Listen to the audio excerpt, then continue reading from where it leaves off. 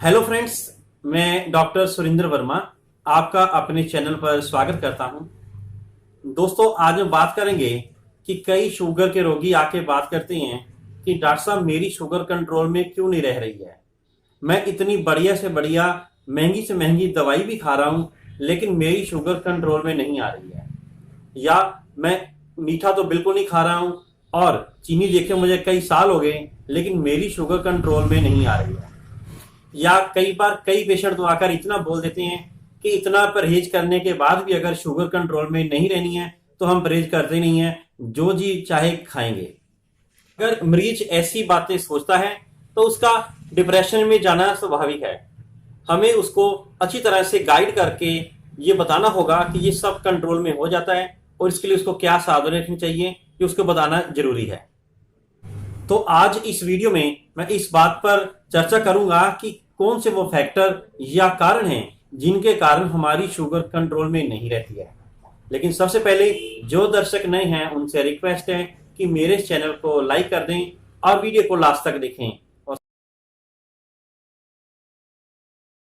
दोस्तों, शुगर के पेशेंट की सबसे कॉमन और पहली शिकायत यही रहती है कि इतना परहेज करने के बावजूद और इतनी मेडिसिन खाने के बाद भी मेरी शुगर कंट्रोल में क्यों नहीं है।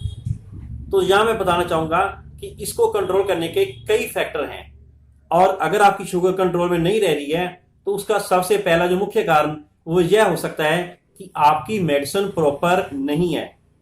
अब यहां पर प्रॉपर शब्द के कई मीनिंग है, जैसे कि आपकी मेडिसिन प्रॉपर डोज में नहीं है, दूसरा है कि उसकी प्रॉपर टाइमिंग नहीं है, और तीसरा जैसे किसी को इंसुलिन लगती है तो इंसुलिन लगाने का तरीका गलत है।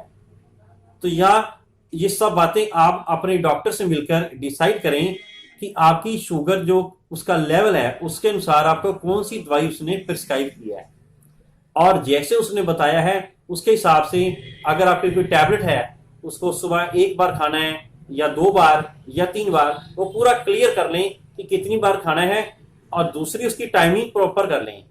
कई बार कई दवाई खाना खाने से 10-15 मिनट पहले होती हैं, कई खाना खाने के बाद में होती हैं। तो ये आप डिटेल में अपने डॉक्टर से पूछें कि इसकी टाइमिंग क्या है, और इसकी टाइमिंग को आगे पीछे मत करें। आपको अपने खाने की टाइमिंग फिक्स करनी होगी, और साथ में एक बात का और ख्याल भी रखना है कि आपको कभी भी भूखे पेट नहीं रहना है, आपको कभी भी फास्ट नहीं करना है। थोड़ी थोड़ी देर में थोड़ा थोड़ा कुछ खाते रहें, एक बार में पूरा पेट भर के नहीं खाना है। और दूसरा है, अगर आपको इंसुलिन डॉक्टर ने बताई हुई है तो उसके जितने यूनिट्स डॉक्टर ने बताया है आप उतनी ही मात्रा में लगाएं। मैंने देखा है कई बार कि कई लोग जैसे मान लो डॉक्टर ने बोला कि आपको 15 यूनिट सुबह लगाने हैं, 10 यूनिट रात को, और कई बार कई पेशेंट मिस कर देते हैं, वो कहते हैं चलो सुबह एक ही बार में 20 यूनिट लगा लेंगे। तो ऐसा बिल्कुल भी नहीं करना है। दूसरी जो कॉमन बात ध्यान में रखने वाली है कि आपको कम से कम हफ्ते या 10 दिन में एक बार अपनी शुगर जरूर चेक करते रहना है, ताकि आपकी जो डोज चल रही है वो डोज आपका डॉक्टर उसको बढ़ा सके या कम कर सके या उसको स्टेबल कर सके। इसका निर्धारण आप अपने डॉक्टर को करने दें, अपनी मर्जी से डोज को ऊपर नीचे मत लेके जाएं। अगला जो मुख्य फैक्टर है वह है इम्प्रॉपर डाइट।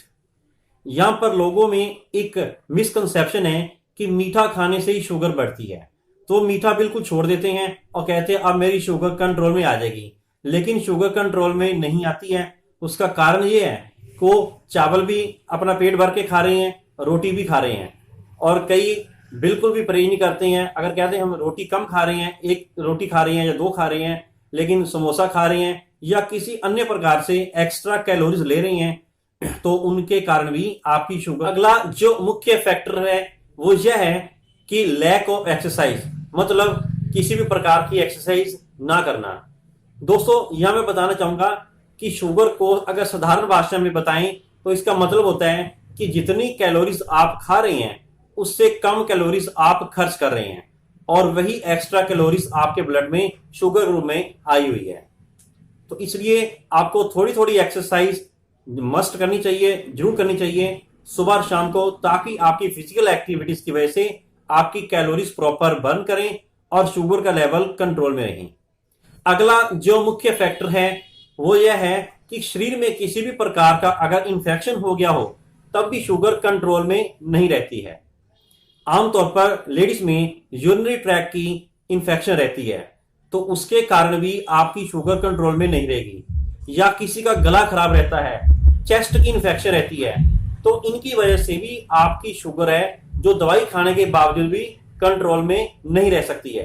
तो इसलिए आपको अपने डॉक्टर से मिलके इन दवाइयों के बारे में बात करें और साथ में इन दवाइयों की डोज भी एडजस्ट करें।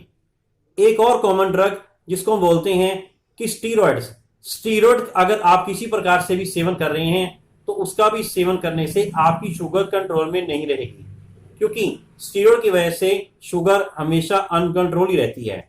इसलिए जब भी कभी आप किसी डॉक्टर के पास जाएं तो स्टीरॉयड के बारे में खुल के बात करें कि आपको शुगर है, उसके बीच में स्टीरॉयड ना दें। अगला मुख्य फैक्टर है कि आप प्रॉपर नींद नहीं ले रहे हैं। दोस्तों, अगर आप प्रॉपर 8 घंटे की नींद 24 घंटों में नहीं ले रहे हैं तो आपको शुगर कंट्रोल करने में समस्या आ सकती है, क्योंकि नींद प्रॉपर होने की वजह से आपका ब्रेन फ्रेश रहेगा, और अगर आप नींद प्रॉपर नहीं लेंगे तो आप स्ट्रेस में रहेंगे, और स्ट्रेस जितनी होगी उतना ज्यादा ही शुगर बढ़ेगी, क्योंकि स्ट्रेस डायरेक्टली प्रोपोर्शनल है शुगर के। तो इसलिए किसी भी प्रकार की स्ट्रेस से बचने के लिए नींद प्रॉपर लें। इसके अलावा अगर आप स्मोकिंग कर रहे हैं, सिगरेट पी रहे हैं, बीड़ी पी रहे हैं, या अन्य किसी प्रकार का नशा कर रहे हैं, तो ये सब जो शुगर की मेडिसिन होती हैं इनके असर को कम कर देते हैं। इनका जो असर है, इनका प्लाज्मा हाफ लाइफ टाइम होता है दवाइयों का, वो कम कर देते हैं। इसलिए किसी प्रकार का नशा करने पर ये शुगर की दवाइयां अपना असर कम कर देती हैं। तो आपको किसी प्रकार के नशे का सेवन करने से बचना चाहिए।